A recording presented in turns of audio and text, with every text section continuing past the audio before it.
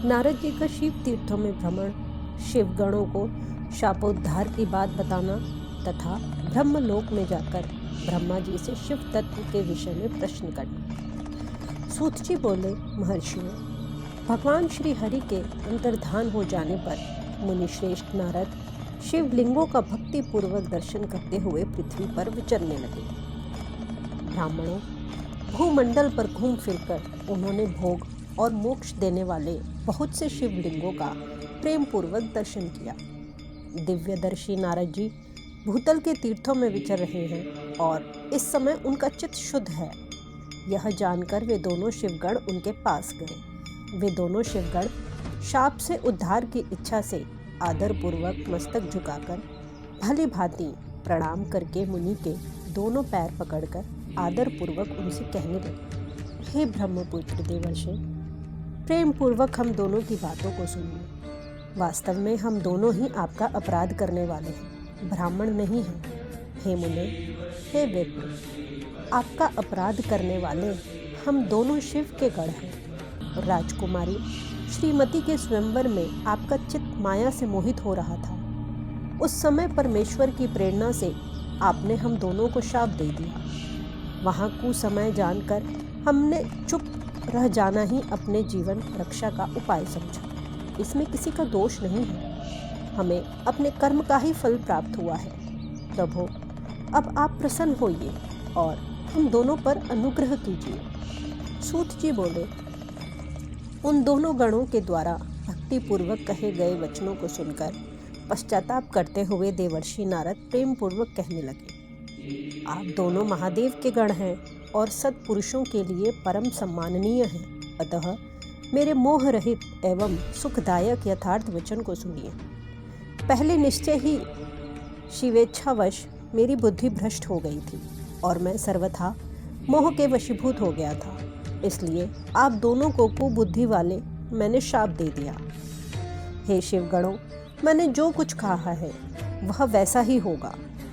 फिर भी मेरी बात सुनिए।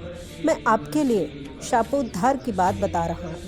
आप लोग आज मेरे अपराध को क्षमा कर दें। मुनिवर विश्रवा के वीर से जन्म ग्रहण करके आप संपूर्ण दिशाओं में प्रसिद्ध कुंभकर्ण रावण राक्षस राज का शरीर प्राप्त करेंगे और बलवान वैभव से युक्त तथा परम प्रतापी होंगे। समस्त ब्रह्मांड के राजा होकर शिव भक्त एवं जितेंद्रिय होंगे और शिव के ही दूसरे स्वरूप श्री विष्णु के हाथों मृत्यु पाकर फिर आप दोनों अपने पद पर प्रतिष्ठित हो जाएंगे। सूत जी बोले, हे महर्षियों, महात्मा नारद मुनि की यह बात सुनकर वे दोनों शिवगण प्रसन्न होकर सानंद अपने स्थान को लौट गए। नारद जी भी अत्यंत आनंदित हो अनन्य भाव से भगवान शिव का ध्यान तथा शिव तीर्थों का दर्शन करते हुए बारंबार भूमंडल में विचरने लगे।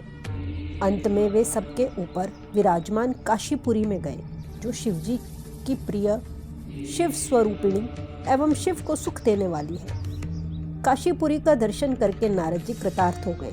उन्होंने भगवान काशीनाथ का दर्शन किया और परम प्रीति एवं परमानंद से युक्त हो उनकी पूजा की।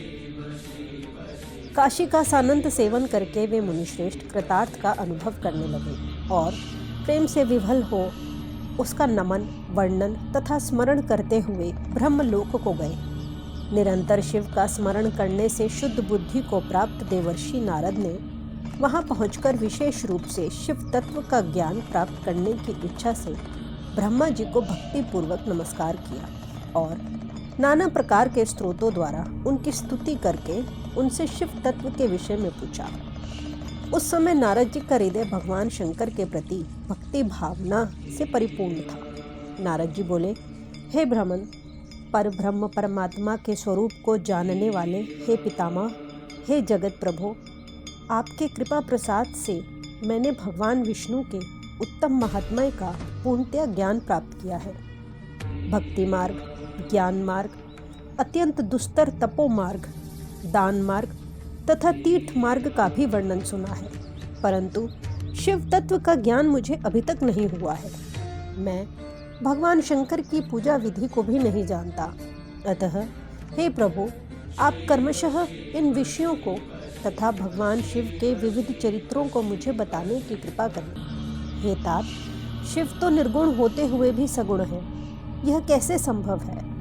शिव की माया से मोहित होने के कारण मैं शिव के तत्व को नहीं जान पा रहा हूँ। सृष्टि के पूर्व भगवान शंकर किस स्वरूप से अवस्थित रहते हैं और सृष्टि के मध्य में कैसी क्रीड़ा करते हुए स्थित रहते हैं? सृष्टि के अंत में वे देव महेश्वर किस प्रकार से रहते हैं और संसार का कल्याण करने वाले वे सदाशिव किस प्रकार प्रसन्न रहते हैं?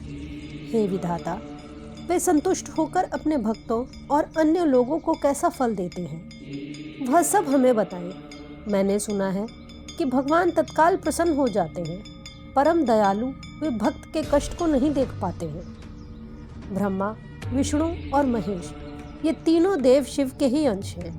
महेश उनमें पूर्ण अंश है और स्वयं में वे परात्पर शिव हैं। आप उन महेश्वर शिव के आविर्भाव एवं उनके चरित्र को विशेष रूप से कहें। हे प्रभु, इस कथा के साथ ही उमा पार्वती के आविर्भाव और उनके विवाह की भी चर्चा करें। उनके गृहस्थाश्रम और उस आश्रम में की गई विशिष्ट लीलाओं का वर्णन करें। हे निष्पाप, इन सब कथाओं के साथ अन्य जो कहने योग्य बातें हैं उनका भी वर्णन करें। हे प्रजानाथ, उन शिव और शिवा के आविर्भाव एवं विवाह का प्रसंग विशेष रूप से कहें तथा कार्तिकेय की जन्म की कथा भी मुझे सुनाएं। हे जगत प्रभु, पहले बहुत लोगों से मैंने ये बातें सुनी हैं किंतु तृप्त नहीं हो सका हूँ, इसलिए आपकी शरण में आया हूँ। आप मुझ पर कृपा करें।